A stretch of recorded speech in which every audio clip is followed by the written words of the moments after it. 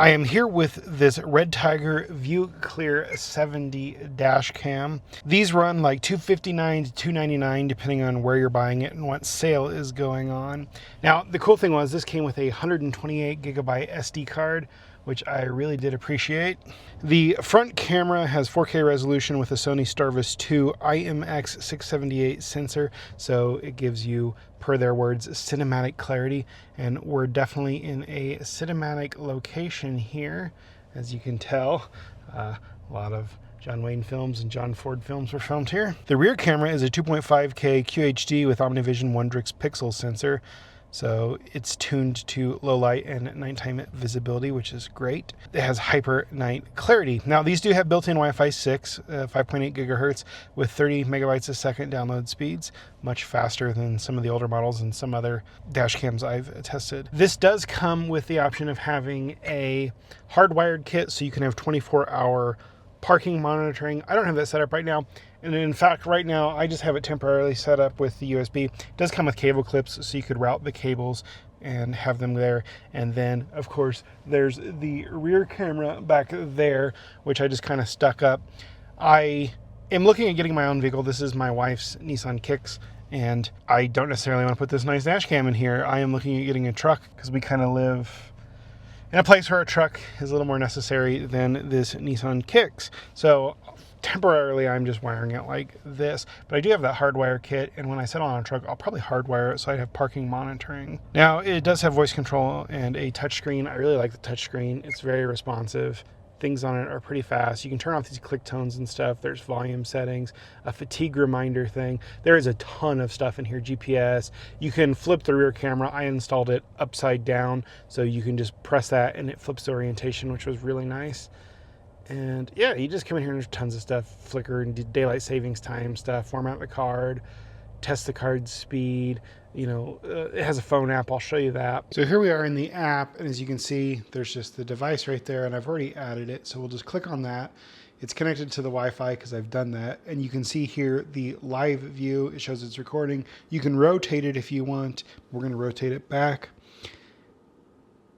Then you just go in here and you can just change the cameras, see which one. You can also mirror them if you wanted to do that for some reason. There you go. And then, yeah, so you can come in and go to the dash cam file thing here. So here we are in the dash cam files, and we can just kind of see all the video that it's taken so far since I've installed it. Now, I will say it does have rotatable lenses, so you can get the optimal picture where you want it. I mean, it's pretty easy. Now, if I could save one of those if I wanted, I could download it to my phone if I wanted. That's how I got all these off. I just clicked the download button, and then once you do that, it's in the album on your phone. Then you have to click save to actually save it to your camera roll. You can come in here and edit the same settings you can on the screen. I don't know if you can do all of them, but there's a lot of them here, and you can go ahead and change like the quality and the file duration. If you want the watermark on there, if you want the speed units, you know, to be miles per hour or kilometers per hour. That's pretty much it. That's the app. You can change the resolution if you want, but we're not going to do that. We're just going to leave it how it is. Now, you can see the picture-in-picture on here. It's really hard to get this to focus. There we go. You can touch a button down here, and now I can switch, you know, which one I'm seeing. So I can see just the rear there. Sorry, guys. It's really hard to film this. It's very bright out today. There we go. And I can have them picture-in-picture. I can change the picture-in-picture orientation. Yeah, so that's in front of me. Or the picture-in-picture. Now I have it on the other side of my mirror here because it's a constant distraction and I would just always look at it. So I put it here, but say my wife's driving and I'm sitting over here, I can take a look at it. Or if, you know, I'm driving, she can take a look at it. Now, I will say it does have rotatable lenses, so you can get the optimal picture where you want it. And it comes with 11.5 foot USB cable for this one. The rear cable is 21 point something. I think it's 21.3, but it's 21 feet. It does come with 5 cable clips, so you can manage the cables a little better. And you could buy more cable clips if you wanted. And again, I said it comes with that 128 gigabyte card. Now, it's not gonna be the greatest card in the world. I would probably upgrade the SD card at some point, but it does come with one that's completely functional. Other dash cams do not. Now, let's talk about how this mounts. So here's another dash cam that I had installed in this car, and you have to put this sticker straight on the windshield, and that's gonna be a pain in the butt to get off. This has an ingenious little thing. You're not gonna be able to see it, but there's a little static cling. You put the static cling on the window, then you adhesive to the static cling. So I can just come in here with my thumb and I can peel back that static cling and I could take the camera off easy. Matter of fact, I did do it on the back.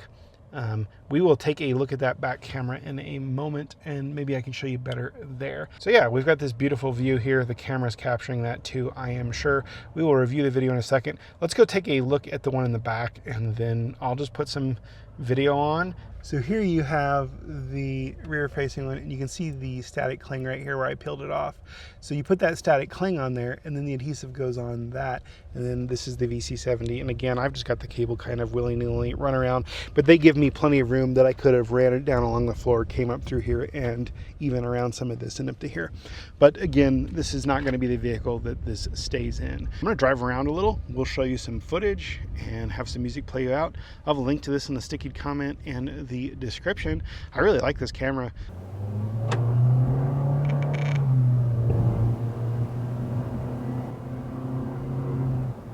So I'm not sure how good the audio is on this, but we might as well go ahead and try.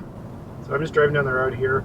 You've got some of these monuments. I don't know if you can see the mitten right now. You should be able to. It's right over there. And then you have, yeah, some just iconic things from like John Wayne and John Ford movies. You'll actually be able to see El Capitan out in the distance once we make this curve up here. Before we get to the roundabout, it's just gorgeous. I'm doing the speed limit, and there's a guy riding me. As you can see, approaching in the rear. He's just unhappy with the fact that I'm doing the speed limit on this curve. You get that a lot out here, not only from locals, but even from tourists.